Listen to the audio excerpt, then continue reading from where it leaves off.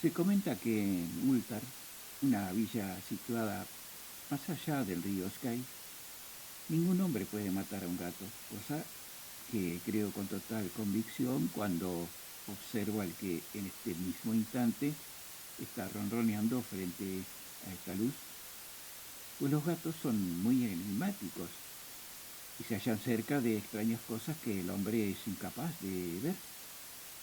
Constituyen el alma del antiguo Egipto y son los portadores de la leyenda de las ciudades olvidadas de Meroé y Ofid. Es el descendiente de los señores de la selva y el heredero de los misterios de la antigua y siniestra África. La esfinge es prima suya y hablan una misma lengua, pero él aún es más antiguo y puede recordar todo lo que ella ha olvidado. En Ultar, antes de que los caciques prohibieran las matanzas de gatos, residían un anciano campesino y su mujer que se divertían poniendo trampas a los gatos de sus vecinos para matarlos después. Desconozco cuáles serán sus motivos, pero hay muchos que aborrecen sus malullidos durante las noches y les disgusta que anden por patios y jardines de manera furtiva cada atardecer. Fuera la razón que fuera, el asunto es que este anciano y su esposa disfrutaban cazando y matando a todo gato que rondase por su miserable tugurio. Por los ruidos que se escuchaban durante la noche, muchos de sus vecinos sospechaban que la forma con que los eliminaban debía ser de lo más peculiar. Pero los habitantes de la comarca no hablaban de ello con el anciano y su mujer.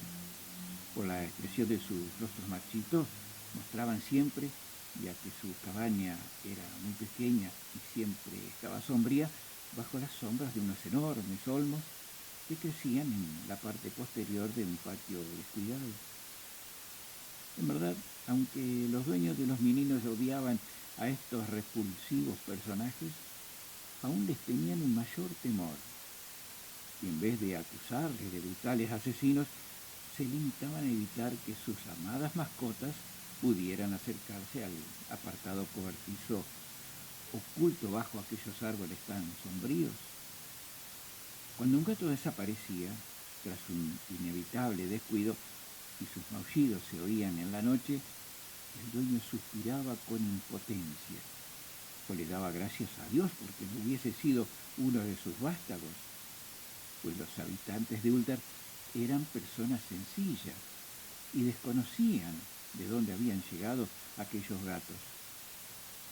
Cierto día llegó a las empedradas y angostias callejuelas de Ultar una extraña caravana de vagabundos que procedían del sur. Eran individuos bronceados y errantes, diferentes de otros nómadas que llegaban un par de veces al año a aquella villa. Adivinaban el futuro en la plaza del mercado a cambio de unas monedas y compraban vistosos avalorios en los mercaderes. Nadie conocía su procedencia, pero percataron de que solían rezar extrañas plegarias y que tenían dibujados en los laterales de sus carromatos unas insólitas figuras de cuerpos humanos, cabezas gatunas, de halcones, carneros o leones. Y el jefe de la caravana vestía un tocado con un par de cuernos con un curioso disco en medio. En aquella singular caravana había un niño, huérfano de padre y madre, cuyo único acompañante era un gatito negro, muy pequeño, al que cuidaba. La peste no fue muy amable con él, pero le concedió a aquel ser diminuto y peludo que amortiguara sus penas. Cuando uno es muy joven, se encuentra siempre un enorme alivio en las picas aventuras de un gatito negro. Así, aquel pequeño, al que los sujetos bronceados denominaban Menes, sonreía cada vez con una mayor frecuencia y lloraba cada vez menos, mientras se sentaba a jugar con su gatito travieso en los peldaños de un carromato repleto de extrañas figuras. Durante la mañana del tercer día, desde que llegaron a Ultar, los vagabundos Menes fue incapaz de encontrar su gatito. Y cuando los habitantes de la comarca le vieron llorando en la plaza del mercado, le hablaron del anciano y de su mujer, y de esos maullidos que se ponían a oír por las noches. Y cuando el muchacho escuchó todo aquello, sus llantos se tornaron reflexión y pasó después a las plegarias. Extendió sus brazos al sol y rezó en una lengua que ningún aldeano fue capaz de entender. Pero en verdad tampoco hicieron demasiados esfuerzos en entenderlo, ya que el cielo había acaparado toda su atención, así como las curiosas formas de las nubes que iban adoptando. Resultó muy extraño, pero en cuanto el niño acabó sus plegarias, las figuras nebulosas y oscuras de unos exóticos seres parecieron perfilarse en lo alto. Unas híbridas criaturas coronadas con cuernos y un disco intermedio. La naturaleza se encuentra llena de ilusiones parecidas que tanto fascinan a los seres imaginativos. Aquella misma noche los vagabundos abandonaron a Ultar y no se les volvió a ver jamás. Los habitantes se sintieron muy consternados al descubrir que ya no quedaba ni un solo gato en toda la región. El gato familiar había desaparecido de todos los hogares, gatos grandes y pequeños, negros, grises, con rayas, blancos o amarillos. El viejo Cranon, el burgomaestre, juró que aquellos morenos vagabundos se habían llevado a todos los animales en venganza por la muerte del gatito de Menes, maldiciendo a aquella caravana y al pequeño. Pero el notario Knight declaró que el viejo campesino y su esposa eran los auténticos sospechosos, pues todos conocían bien su odio a los gatos que aumentaban cada día.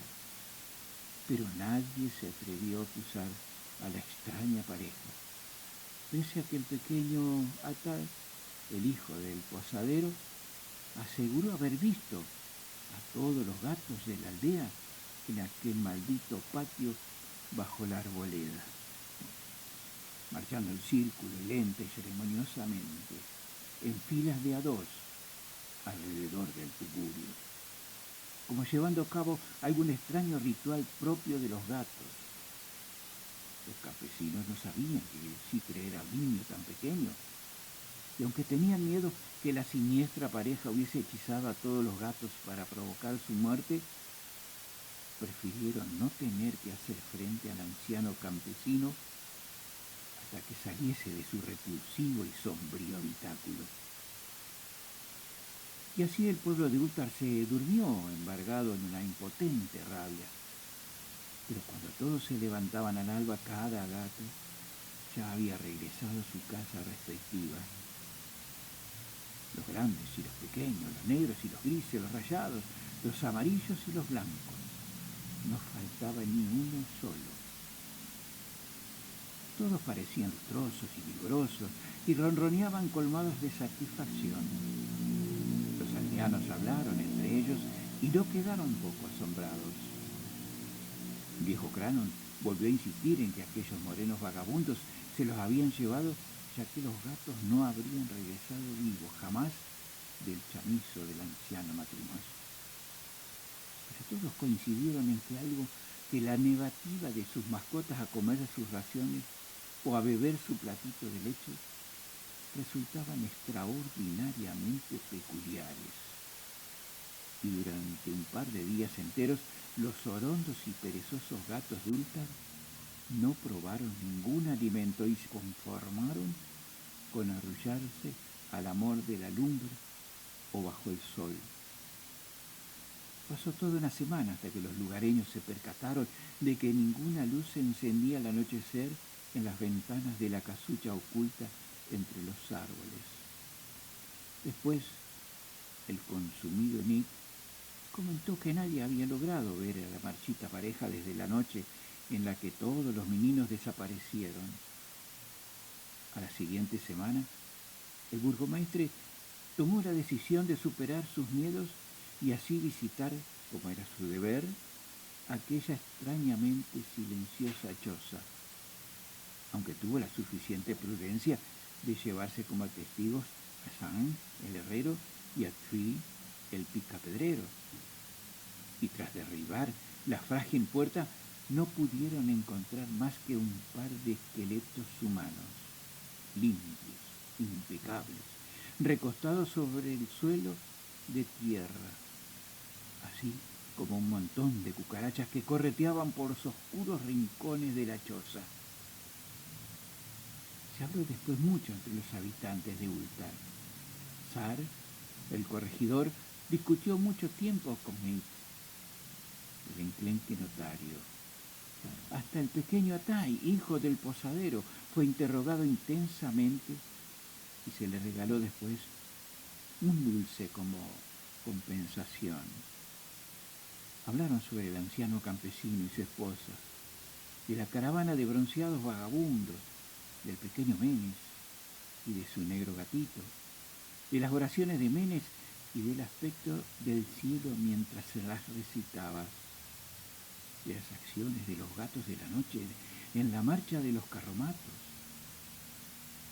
y de lo que más tarde encontraron en aquella choza bajo los árboles sombríos del patio repulsivo. Al final, los mandatarios acabaron aprobando esa famosa ley de la que tanto comentaban los pescadores de Hatter y de la que discuten los peregrinos de Nínive, que en Ultar ningún hombre